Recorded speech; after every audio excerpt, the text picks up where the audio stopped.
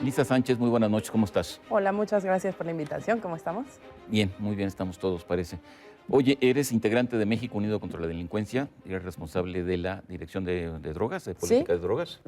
Y bueno, el tema que nos ocupa obviamente está en la Suprema Corte de Justicia, un amparo interpuesto por miembros de tu asociación de México Unido, que consiste fundamentalmente en, dilo muy brevemente. Se constituyó una organización que se llama Sociedad Mexicana de Autoconsumo Responsable y Tolerante, que básicamente lo que le pide... Que se llama SMART. SMART, por sus siglas, ¿no? Que le pide básicamente al gobierno la autorización para autoabastecerse de cannabis vía el autocultivo. Este es un proceso que inicia hace más de 2 años, que efectivamente está compuesto por miembros de México Unido contra la Delincuencia y que siguió un proceso legal porque obviamente el gobierno negó esa autorización vía la Comisión Federal de Riesgos Sanitarios y entonces entramos en un juicio de amparo. ¿Por qué la negó? La negó porque clamó que bajo la Ley General de Salud, que es ley federal, la cannabis está prohibida para su uso recreativo, lúdico recreativo, y que además pues, todos los procesos conexos al consumo están dictaminados como prohibidos ante la ley. Pero no solamente está prohibido el uso recreativo, también el uso medicinal. Sí, pero SMART se constituye como un permiso de personas que lo que quieren es utilizar cannabis para fines recreativos y por lo tanto pedían la autorización para autoabastecerse sin tener que recurrir al mercado negro. Entonces les dijeron no, entonces SMART va y se ampara. Nos amparamos y bueno, se hizo un juicio de amparo que llegó a un juez de distrito en el Distrito Federal. El juez niega el amparo argumentando que pues los reclamos de violación al derecho del libre desarrollo de la personalidad son infundados y lo manda a un tribunal colegiado. El tribunal colegiado también dice, aquí hay una discusión de derechos que yo no puedo dirimir porque son derechos consagrados en la Constitución y entonces manda el caso a la Suprema Corte de Justicia. El caso llega hace aproximadamente 1 año y hoy por hoy tenemos un proyecto a favor del amparo promovido por SMART del ministro Saldívar. Y este proyecto establece en lo fundamental, entiendo yo, que la Constitución tutela la libertad del individuo de hacer con su cuerpo o con su vida pues lo que quiera, siempre y cuando no atente contra los demás. Exacto. Que es un viejo principio de John Stuart Mill, es un Exacto. principio liberal del Estado de Derecho. Y en ese sentido, lo que el ministro Saldívar está apoyando es decir, bueno, estos personajes de SMART tienen derecho a efectuar el consumo que quieran mientras no afecten a los demás. Exactamente, hay una discusión garantista de derechos en 2 vertientes. La primera es justamente que hay un atentado contra el libre desarrollo de la personalidad, que es un derecho que está consagrado dentro del principio de dignidad humana de la Constitución y que se ha definido por jurisprudencia los términos de libertad y hasta dónde llegaría la intrusión del Estado para determinar lo que tú o yo hacemos en nuestra área personal. ¿Qué artículos?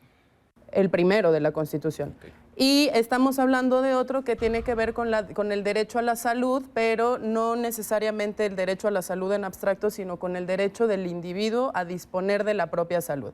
Es decir, si yo soy un adulto y quiero incurrir en actividades de riesgo, pues nadie me puede prohibir que yo me vuelva alpinista, lo mismo que no necesariamente nos tendrían que prohibir que uno dispusiera de su salud para consumir de manera recreativa el cannabis. O que te puedas dedicar a comer pasteles porque te encantan y entonces te incrementa el riesgo de que te vuelvas diabético. Exactamente, pero tú puedes disponer de esa salud y eso no anula que el Estado seguirá teniendo las responsabilidades de informar, de prevenir y de proveer servicios de salud y que el individuo tiene también la obligación de informarse en ese sentido. Pero lo interesante de este caso es que es la primera vez que tenemos una discusión sobre política de drogas, sobre marihuana, basada en una discusión de derechos. Y el proyecto del ministro Saldívar lo que dice es, pues el Estado no tendría por qué imponer un modelo específico de salud, un modelo de individuo ideal, de moralidad, sino que tendría que proveer las alternativas para que cada quien dispusiera de su propia salud sin que el Estado lo tutelara de más. Sí, eso es lo que dijo Milton Friedman hace muchos años, en los 70s, ¿no? O en los 80s, cuando afirmaba qué tipo de Estado queremos. Un Estado que intervenga en la vida privada del ciudadano y que lo limite hasta el extremo, por ejemplo, de prohibirle comer pasteles porque entonces se va a volver diabético, o que no debe de lanzarse en un paracaídas porque está arriesgando su vida. Es decir, ¿qué tipo de libertades son las que debemos de proteger o las que debe proteger el Estado para ser un Estado de derecho liberal? Exactamente. Entonces, aquí estamos ante la primera posibilidad de que México se constituya como verdaderamente un Estado liberal que otorgue las garantías, que garantice el ejercicio de los derechos sin que eso signifique que sea un Estado que promueva el consumo o que promueva necesariamente actividades que conllevan un riesgo inherente. Porque en ningún momento la demanda o el proyecto del ministro Saldívar determinan que el derecho del Estado a proteger la salud colectiva previniendo las adicciones no esté fundado. De hecho, se dice es legítima la preocupación del Estado, es hasta cierto punto una acción legítima, pero es innecesaria en el sentido en que es demasiado intrusiva. Entonces estamos ante una política que marcó tantas prohibiciones absolutas que hoy por hoy lo que hace es que sobreatiende el problema y entonces al sobreatenderlo limita ya el ejercicio pleno de otras libertades. Bueno, antes de entrar en lo que podría ser el debate que se da entre los que están a favor y en contra por los riesgos o no riesgos que supondría, hay un elemento aquí elemental, valga la redundancia, elemento elemental, y es: esto está en una sala de la Suprema Corte de Justicia que está integrada por 5 ministros. Sí, está en la primera sala. ¿Es sala la que tiene que resolver esto? ¿Qué día? El 28 de octubre está programada la discusión y la votación en primera sala. El proyecto lo redacta el ministro Saldívar. Hay 5 ministros que tendrían que votar y una mayoría dentro de primera sala podría otorgar el amparo a los quejosos, que son 4 ciudadanos, ¿no? O sea, de 5 ministros, el maestro Saldívar ya es 1 y otros 2 harían la mayoría. Sí. Y con esa votación, bueno, tendríamos el primer caso de amparo otorgado por la Suprema Corte en materia de autoprovisionamiento de cannabis. Ahora, sin decir nombres, porque creo que no quieres decir nombres, pero bueno, pues sí hay nombres porque son los 5 ministros bien conocidos, como quiera que sea, ¿tú estimas que esto es probable, que haya 2 ministros que se puedan sumar al dictamen que elaboró el ministro Saldívar? En la primera sala sí tenemos un par de ministros más que tienen una tradición muy garantista, muy liberal, que han fallado a favor de la delimitación justamente de este tema del libre desarrollo de la personalidad, de la dignidad humana en casos anteriores.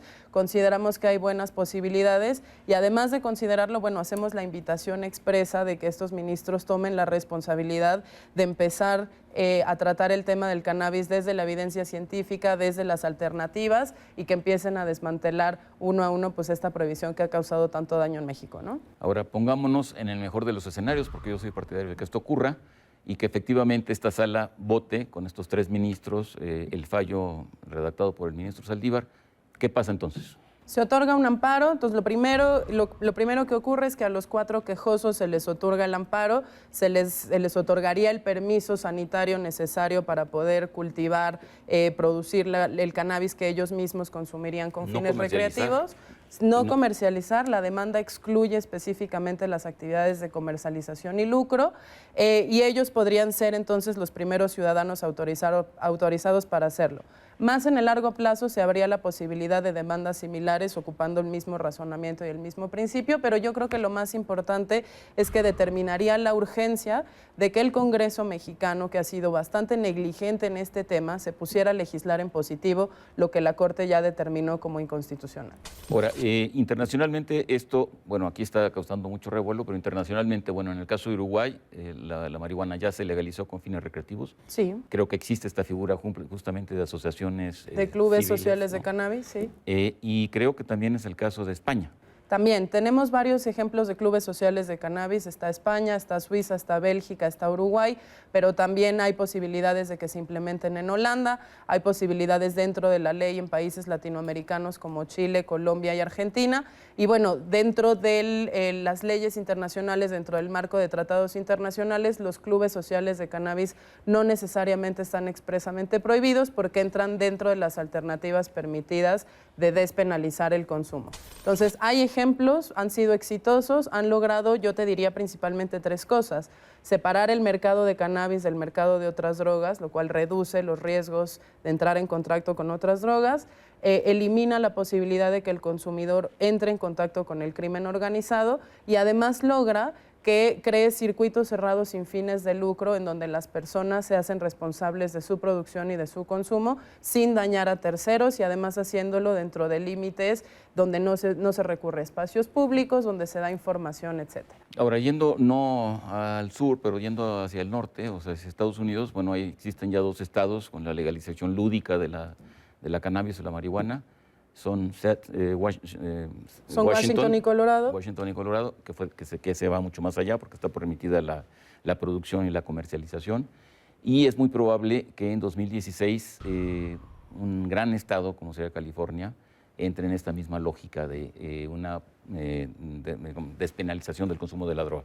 Entonces, más allá de los beneficios o no y del debate que hay, que muchas veces está lleno de prejuicios, hay un hecho que no se puede negar. Hay una tendencia mundial a favor de cambiar una política que ha fracasado y que está abriendo puertas para experimentar otros modelos. Sí, bueno, yo te diría, en Estados Unidos tenemos 24 estados con cannabis medicinal, 5 que ya votaron la legalización total del mercado recreativo.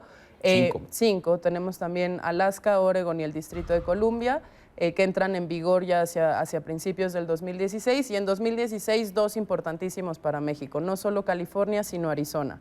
2015, el swing state por excelencia de los Estados Unidos, entraría también en esta discusión, que es Ohio, y entonces estamos hablando ya de una tendencia que parece irreversible en Estados Unidos, pero que se acompaña por movimientos también muy interesantes en otras partes del mundo. Ahora, ya hay muy brevemente, yo nada más te quiero comentar, incluso las Naciones Unidas acaban de filtrar un documento en donde ya se están pronunciando por la despenalización de la posesión y el consumo, y entonces estamos hablando de una ola que ya está causando también eso que dices es muy importante, internacional. ¿no? Porque la ONU había sido a través de esta Oficina contra las Drogas el principal bastión de oposición a cualquier tipo de regulación de la marihuana o de cualquier droga. Entonces, eso que dices es muy importante.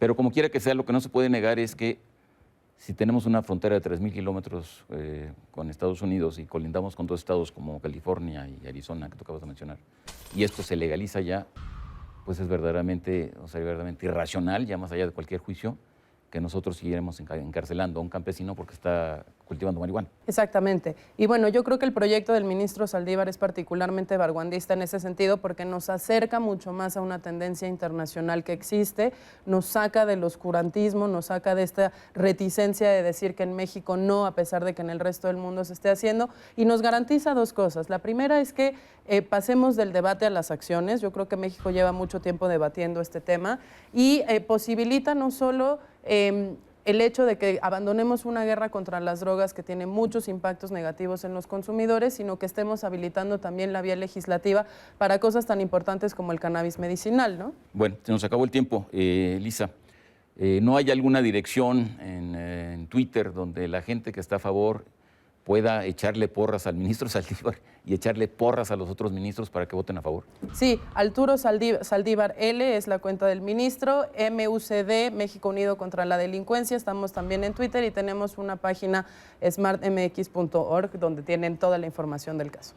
Bueno, te agradezco mucho. Muchas gracias a ti. Lisa, muchísimas gracias.